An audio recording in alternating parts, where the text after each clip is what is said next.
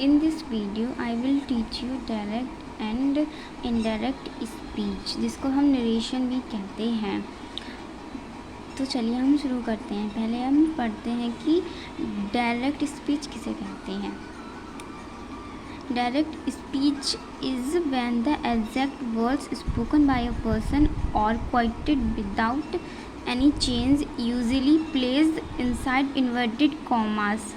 Direct speech वह होता है जिसमें किसी व्यक्ति के शब्दों को ज्यों का त्यों दोहराया जाता है और आमतौर पर कही गई बात को इन्वर्टेड कॉमास में रखा जाता है। एग्जाम्पल के तौर पे देखते हैं कि Ram says I work hard. Direct speech में किसी व्यक्ति द्वारा कही गई बात को उसी के जैसे बोल दिया जाता है। डायरेक्ट स्पीच में जो बात को कहता है उसे रिपोर्टेड वर्ड कहते हैं और जो बात कही जाती है उसके द्वारा उसे रिपोर्टेड स्पीच कहते हैं, जिसे हम इन्वर्टेड कॉमा में लिखते हैं। Indirect speech. Indirect speech is when the meaning of what someone said is reported, but the exact words are not used. It often involves changing pronouns, tenses, and removing inverted commas. Example जैसे Ram says that he works hard. जब कोई व्यक्ति किसी वक्ता speaker के कथन को अपने शब्दों में कुछ ज़रूरी परिवर्तन कर प्रस्तुत करे तो वह इनडायरेक्ट स्पीच कहलाता है। इसमें टेंस तथा प्रोनाउंस में बदलाव किया जाता है और इन्वर्टेड कॉमास को हटा दिया जाता है। इसका मीनिंग यह हुआ कि स्पीकर द्वारा कही हुई बात को उसके शब्दों में ना कहकर अपने शब्दों में व्यक्त करना। इनडायरेक्ट की कुछ इम्पोर्टेंट बातें जो हमें याद रखनी चाहिए।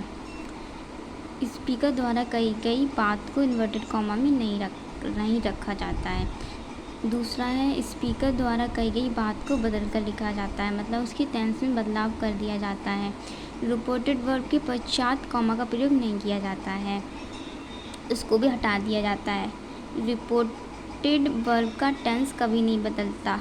रिपोर्टेड स्पीच के भाव के अनुसार रिपोर्टेड वर्ब का स्वरूप बदल दिया जाता है। जैसे स्पीच होगी रिपोर्टेड वर्ब को भी वैसे ही बदलते हैं, लेकिन उसका टेंस नहीं बदलता है।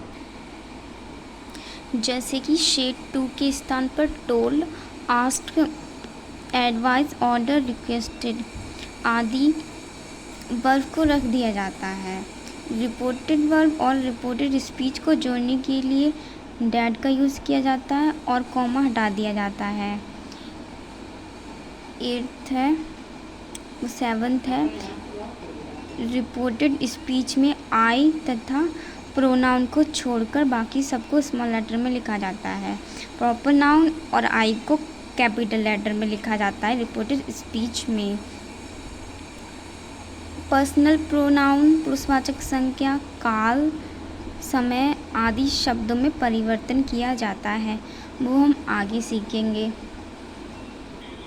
आज की वीडियो में बस इतना ही। नेक्स्ट वीडियो में असर्टिव सेंटेंस को इनडायरेक्ट में बदलना सीखेंगे। If you like the video please comment, share and subscribe.